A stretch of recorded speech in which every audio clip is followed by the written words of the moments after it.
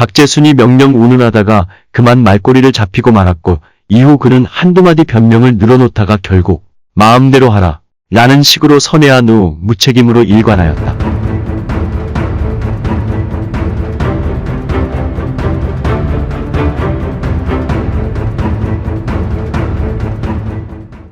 을사오적 외무부 장관 평제 박재순 편입니다. 1858년 철종대에 태어나서 1916년 6월 20일까지 58세를 살았다. 박재순은 반남박씨로 경기도 용인 상도촌에서 훗날 참정대신에 추중된 박홍수의 아들로 태어났다. 그의 아버지 박홍수는 기호지방 관료층들의 학문적 배경이 되었던 유신안의 문화에서 공부하였는데 이때 같은 동문이었던 김윤식과 특별한 관계를 유지하였다. 박재순은 김윤식의 영향으로 인해 관직에 나아가서는 김윤식이 주로 맡고 있던 청나라와의 외교 업무를 주로 담당하게 된다. 25세인 1883년 별시문과의 병과로 급제하여 통리교섭통상 사무하문주사, 중국 텐진의 주차 텐진종사관 등으로 임명되었다. 27세인 1885년 귀국 후 홍문관 부교리, 사원부 장령 등을 역임하였다. 28세인 1886년 다시 중국으로 가서 주 텐진대원, 주차 텐진통상사무를 역임하였다. 29세인 1887년 텐진에서 귀국한 뒤 이조차 및 성균관 대사성, 참의내무부사, 경주부윤 등에 임명되었다.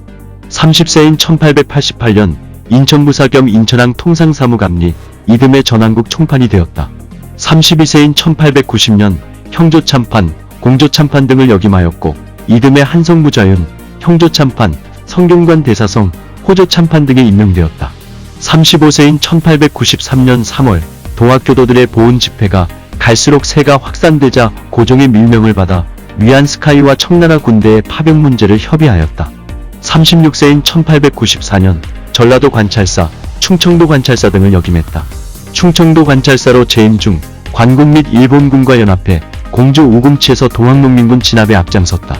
당시 세야 전주 고분 옥두세야 박으로 너를 치자 라는 동요가 있었는데 이 박이 박재순으로 그는 동학농민운동을 적극 탄압하였다. 37세인 1895년 11월 외부 여판이 되어 3차 김홍집 내각에 기용되었다. 38세인 1896년 외부 대신, 농산공부 대신 등을 맡았다. 박재순은 을사조약이 체결된 1905년까지 수차례 외부 대신을 역임했다. 41세인 1899년 조청통상조약을 체결했고 간도지역이 조선의 영토임을 주장하여 간도행정관리권 교섭을 시도하였으나 실패했으며 경흥 및 의주의 개방 등 주요 외교교섭을 주도했다. 43세인 1901년 필리핀에 파견되어 조비수호통상조약을 체결하였고 벨기에와 수호통상조약, 일본과 소총 및 탄약매입계약 등을 체결하였다. 47세인 1905년 9월 평안남도 관찰사로 임명되었다가 10일 후 외부대신으로 다시 입각했다. 러일 전쟁 후 일본이 추진하는 한국에 대한 보호조약에 대해 참정대신 한규설과 함께 반대 입장을 표명했지만 결국 11월 일본 특명전곤공사 하야시 곤스케와 을사조약을 체결하여 을사오적의 한 사람으로 지탄받았다.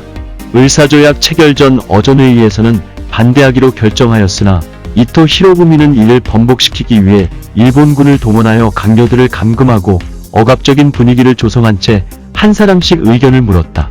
외부 대신이었던 이유로 가장 먼저 지명된 박재순은 어제 하야시 공사와 회견할 때 본 협약안에 대해 단연코 거부하기로 한 것인데 이를 외교 담판으로 본인에게 타협하라고 하는 것은 감히 할 수 없다.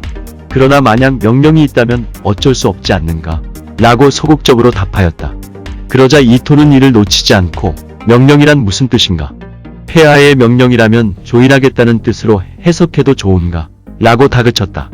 박재순이 명령 운운하다가 그만 말꼬리를 잡히고 말았고 이후 그는 한두 마디 변명을 늘어놓다가 결국 마음대로 하라 라는 식으로 선회한 후 무책임으로 일관하였다.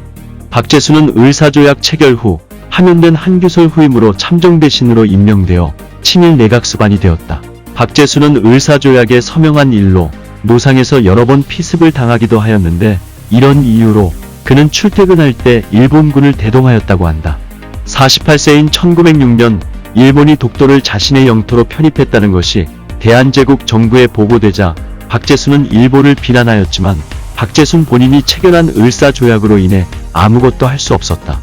49세인 1907년 1월 친일보 부상단체인 동아계진 교육회 찬성장을 맡았고 당시 친일 경쟁을 하던 일진회에서 내각 총사퇴를 촉구하였고 을사오적 암살단 사건이 일어나자 5월 내각 총사퇴를 했다. 박재수는 사퇴 직후 바로 중추원 고문에 임명되었다. 50세인 1908년 5월 대한여자흥학회 고문, 6월 한자통일의 발기인, 8월 관진방회 회장, 기호흥학회 참모부 주무원, 10월 일본 적십자사 특별사원, 12월 기호흥학회 특별찬성원에 위촉되었다.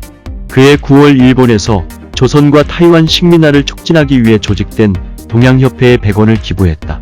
51세인 1909년 내부 대신으로 재입각하였고 이완용이 노상에서 저격당하고 입원하자 박재수는 임시내각 총리 대신 서리가 되었다. 그해 11월 이토 히로부미 장례식에 맞춰 장충단에서 관민추도회를 발의했고 이토 히로부미를 기리는 송덕비건 의소 찬성원을 맡았다.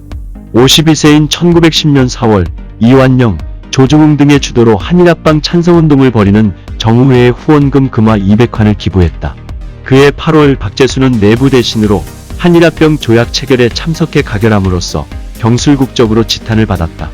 한일합방의 앞장선 대가로 병합 직후 일본 정부에서 훈일 등 자작 자기와 10만원의 은사공채를 받았고 조선총독 자문기구인 중추원 고문에 임명되어 죽을 때까지 해마다 1,600원의 수당을 받았다.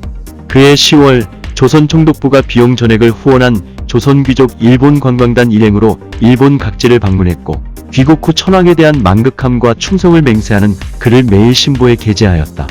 53세인 1911년 은사공채 10만원을 받았고 7월 경학원 대제학에 임명된 이후에도 유교의 본질인 충유를 강조하여 일제 식민지배 유지에 기여하고 총독 정치를 선전하는 역할을 하는 등 계속적으로 친일 활동을 하였다. 57세인 1915년 1월 조선총독부의 시정 5년 기념 조선물산 공진의 경성엽찬의 발기인으로 참여했고 5월 특별유공 회원으로 250원을 기부하였다. 1916년 6월 병으로 사망하였다. 향년 58세였고 그는 을사오적 가운데 가장 먼저 사망한 인물이다. 박재순의 자작 자기는 장남인 박부양이 물려받았고 역시 중추원 서기관을 지냈다. 이들 부자는 일제 강점기 동안 부귀영화를 누리며 호화로운 생활을 하였다. 박재순은 을사조약 당시 외부 대신으로 군부 대신 이근택, 내부 대신 이지영, 학부 대신 이완영, 농상부 대신 권중현과 더불어 을사오적으로 당대는 물론 지금까지도 비난을 받고 있다. 박재순은 2002년 발표된 친일파 708인 명단과 2008년 친일 임명사전 수록예정자 명단에 그의 자기를 습작한 박부양과 함께 선정되었으며 2006년 친일반민족행위 진상규명위원회가 발표한 일제강점기 초기의 친일 반민족행위 106인 명단에도 포함되었다. 장남 박부양의 아들인 박승윤은 을사오적 후손 중 유일하게 독립운동을 한 특이한 이력의 소유자이다. 그는 1944년 중국 주둔 일본군에 입대하였으나 이듬해 바로 탈영하여 한국 광복군에 들어가 국내 진공 작전을 준비하기도 하였다. 평생 할아버지의 과오에 죄책감을 가졌었던 그는 할아버지는 대체 왜 자결하지 않으셨는가? 왜 후손들을 이다지도 욕되게 하는가? 라는 말을 하였다. 대한민국 정부는 그의 독립운동 공로를 인정해 1963년 대통령 표창 및 1990년 건국훈장 애족장을 수여하였다. 그는 광복후 서울대 음대를 졸업 후 강원대 음대 교수를 역임하였고 1990년 66세에 위암으로 사망하였다. 인천 부사를 지냈던 박재순을 기린 공덕비가 인천향교 앞에 있었는데 2005년 인천시에 의해 철거된 후 향교 담벼락 밑에 방치되어 있었다. 2020년 인천시는 이를 원래 자리인 인천향교 앞에 눕혀놓은 후 그 앞에 그의 친일 행적을 알리는 단죄문을 설치하였다. 지금까지 박재순 편이었습니다. 감사합니다.